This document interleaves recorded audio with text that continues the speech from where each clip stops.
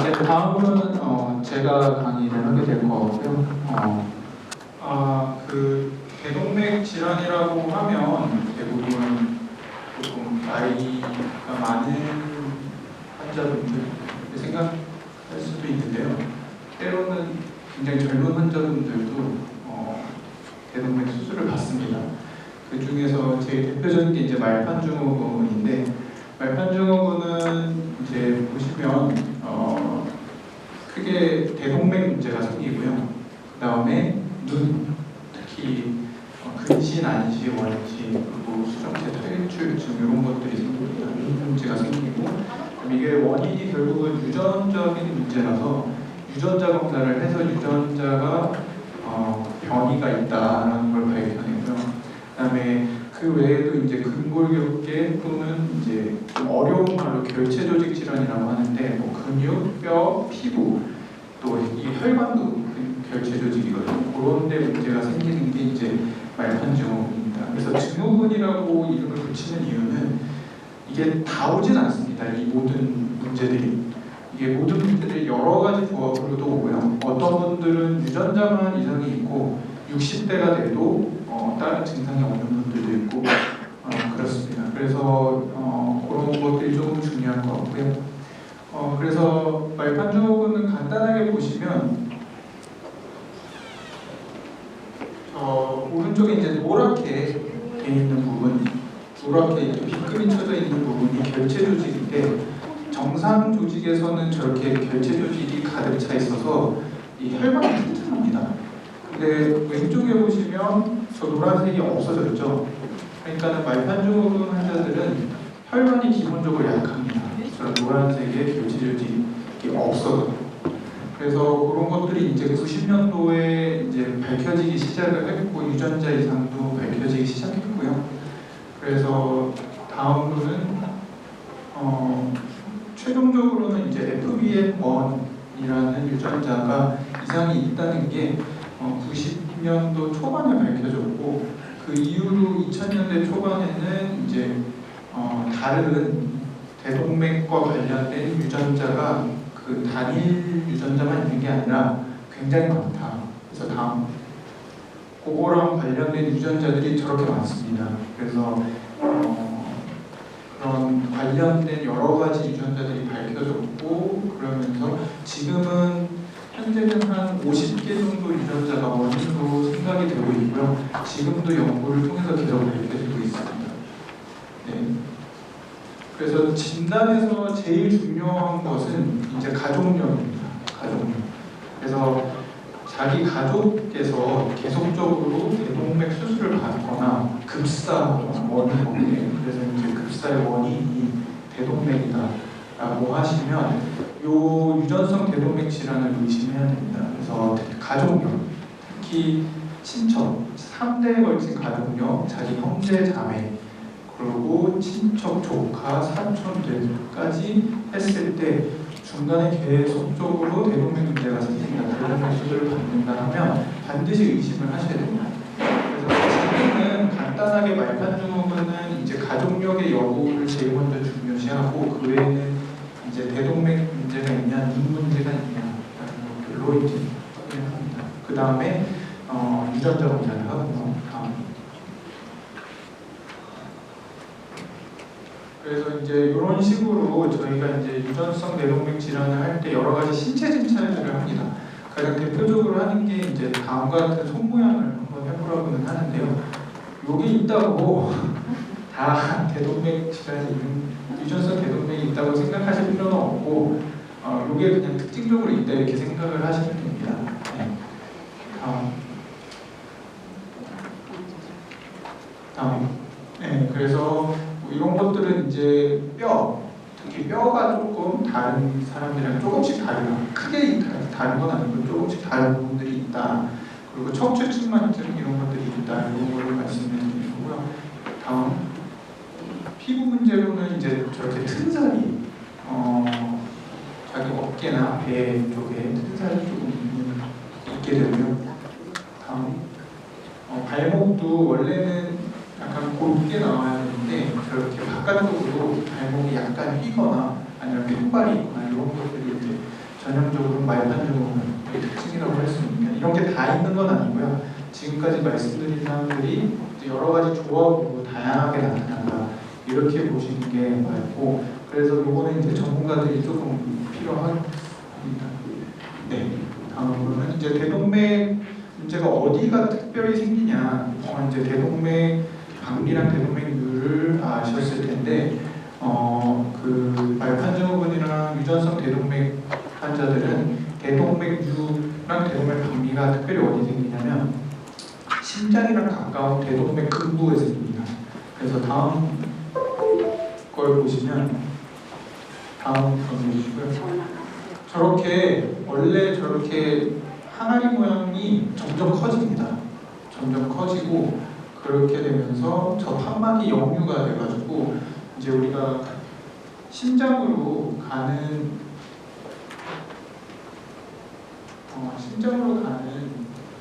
이제 심장으로 나갔다가 다시 심장으로 들어오면 안 되거든요.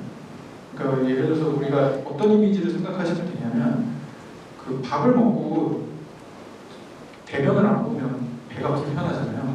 마찬가지로 심장에서 피가 들어오고 나가야 되는데 피가 나갔다 다시 들어오면 심장이 계속 배부른 심장이 됩니다. 그래서 심장이 되게 힘들어요. 그리고 배부르면 힘들어하듯이 그런 심장이 돼서 그런 문제가 생겨서 이 근부 부분을 수술을 해줘야 되고요. 그렇게 해서 이제 벤탈 수술이라고 해서 판막을 아예 갈아주는 수술이 있고, 그 다음에 데이비드 수술이라고 해서 자기 판막을 최대한 보존해서 하는 수술이 있습니다. 이거는 이제 수술장 들어가서 어떻게 할지가 결정이 대부분 되고요. 그래서 가이드라인은 원래는 일반적으로 5cm 이상이 되면 저희가 수술을 하는데, 이제 유전성 대동맥 질환 환자들은 조금 더 작은 사이즈에서도 수술을 합니다. 그래서 45mm만 돼도 수술을 하는 경우도 있고요. 또 빨리 커지는 경우도 수술을 하게 됩니다. 그래서 이제 제일 궁금해하실 거는 이제 얼마나 오래 사느냐, 특히 말판 증후군의 자녀가 있는 부모님들이 제일 걱정하시는 부분이라던가 이런 부분들은 이제 유명한 연구 결과인데요. 93년도에 생존율이 이렇게 됐어요. 근데 그 전에 73년도에는 많이 떨어졌거든요. 그러니까 20년 사이에 수술 기법이 발전을 하면서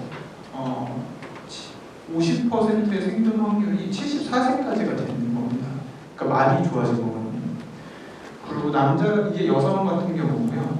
남성 같은 경우는 50% 생존 확률이 70세입니다. 말판 증후군. 그러니까 말판 증후군 전체 환자의 50%가 70세까지 산다는 거예요, 남자분들은. 근데 지금 최근에 2023년에 저희 이제 건강보험공단에서 나온 걸 보시면 연령별 생존 구간을 보시면 75세 생존 확률이 54%입니다. 그러니까는 거의 비슷하다는 거거든요. 중요한 거는 결국은 수술을 잘 받아야 됩니다. 대동맥에 대해서. 그리고 그 수술이 누구한테 받느냐. 이제 송소호 환자님한테 받아야지 제일 좋습니다. 네. 그래서 좋은 수술을 좋은 의사한테서 잘 받아야지 거의 똑같이 산다. 그다음에 이제 추가적으로 말씀을 드리면 말판 증후군이라고 해서 인지 기능이 떨어지거나 그런 거는 전혀 없으니까, 물론 이제 어렸을 때부터 눈이 안 좋아집니다. 초등학생 때부터. 그것 때문에 이제 시각이랑 감각이 하나 조금 떨어지기 때문에 그거랑 관련된 인지 기능들은 조금 저하가 있는데, 다른 거는 차이가 크게 없어서 혹시 여기 말판 증후군 관련된 부분이 계시다면 너무 걱정하실 필요 없다. 결제 조직 질환이라는 건 이제 아까 말씀드렸듯이 뇌혈관 질환도 올 수 있고, 이렇게 그다음에 안과 질환 올 수 있고, 검사 1년마다 하셔야 됩니다. 그다음에 근골격계 질환, 척추 측만증이라든가 흉곽기형, 평발 이런 것들이 올 수 있다. 이렇게 알고 계시면 되고, 또 치과, 이 치아 교정, 그래서 치아 교정도 필요한 분들이 있을 수 있다. 그래서 이런 것들이 이제 결체 조직 질환들의 특징이다 이렇게 하시면 되고, 제일 중요한 거는 이제 환자분들한테 가장 중요한 건데, 물론 이제 여기는 저희가 기본적으로 모든 대동맥 수술을 하면 30일 내에 5%만 내시는, 전체 의료 비용의 5%만 내시는 질환에 해당되는 산정특례 제도가 있습니다. 이거는 자동적으로 산정이 돼서 크게 걱정하실 필요는 없고, 말판증후군의 환자들은 이제 희귀 난치성 중증 질환에 대해서 등록을 따로 하셔야 돼요.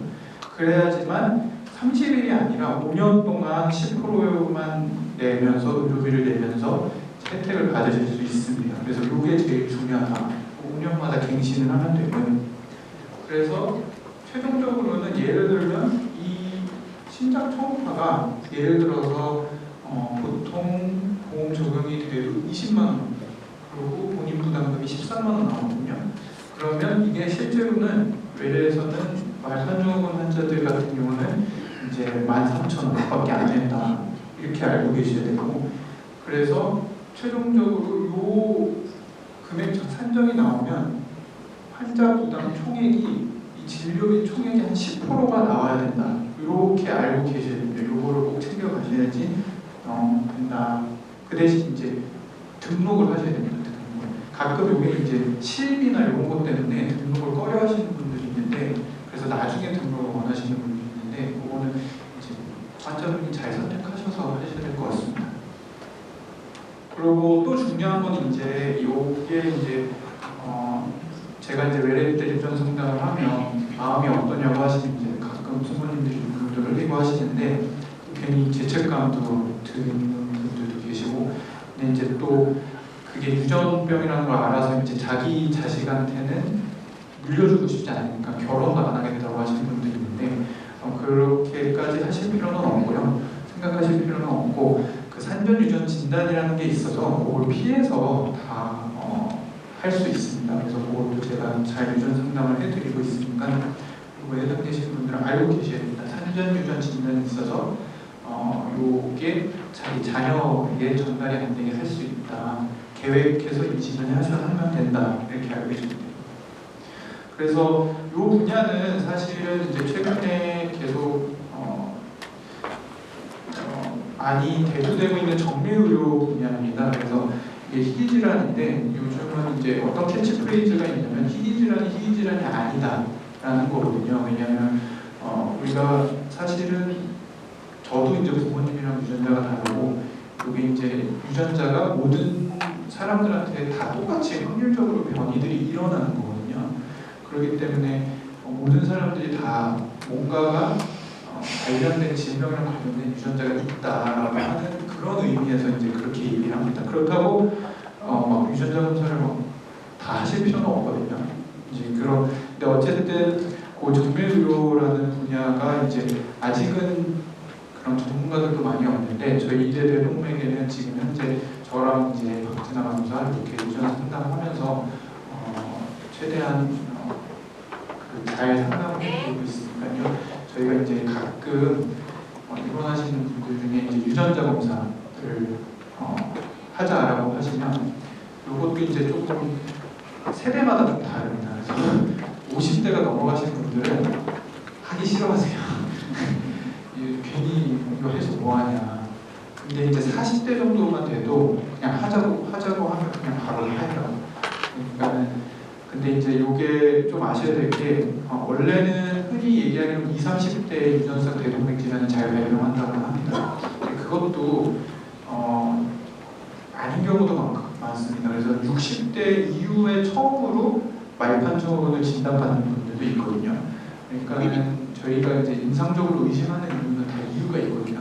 다 말로 설명드리지 못하는 다 이유가 있습니다. 그래서 유전자 검사를 한번 해보는 게 어떻겠냐 할 때는 조금 하는 게 좋긴 합니다. 물론 이제 그게 현재까지는 금전적 부담이 많이 됩니다. 하면 이제 100만 원 정도 나오거든요. 그러니까 금전적 여유가 되시는 분들, 또는 그런 게 필요하다고 자기 가족력이 있고 하시는 분들은 하는 게 좋긴 하기 때문에 그런 걸 좀 알고 계시고, 가끔 제가 이제 유전 상담 해드리면 잘 최선을 다해서 제가 진료해 드리겠습니다. 이상입니다. 질문 있으신 분? 질문?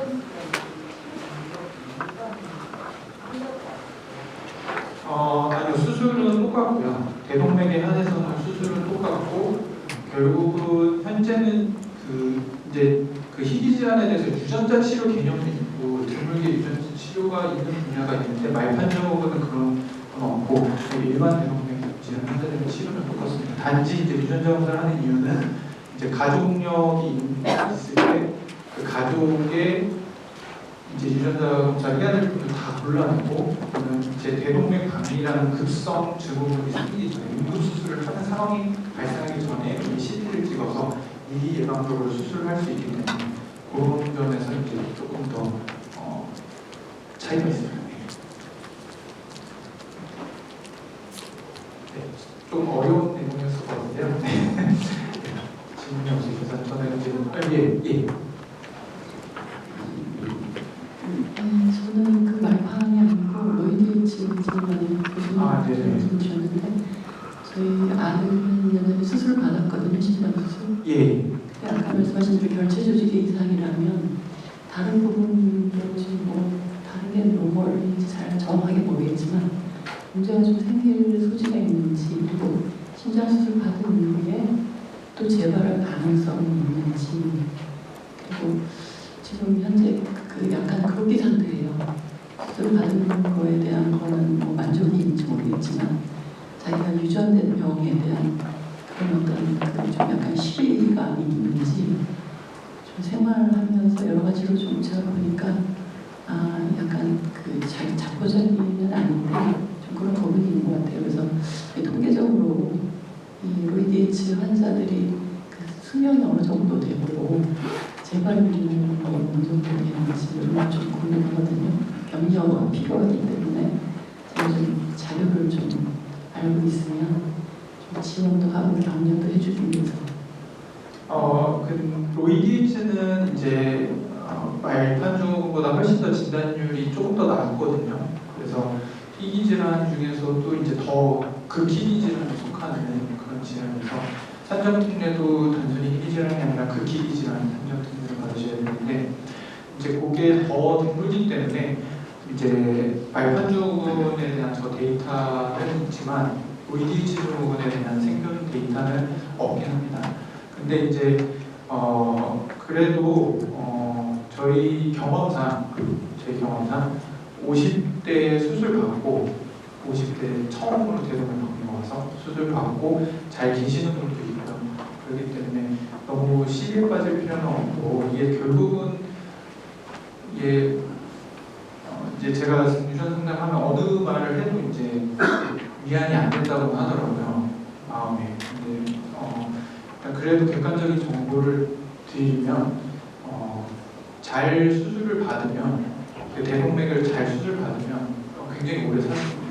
그래서 말판증후군 환자분들 중에서도 80대까지 사시는 분들도 있고 그렇기 때문에 잘 수술하시면 될 것 같습니다. 객관적인 정보를 로이디에 대해서는 조금 드리긴 힘들 것 같습니다. 현재 상황에서.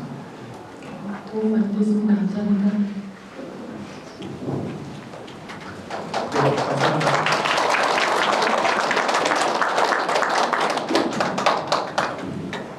네, 다음은 이제 이광훈 교수님.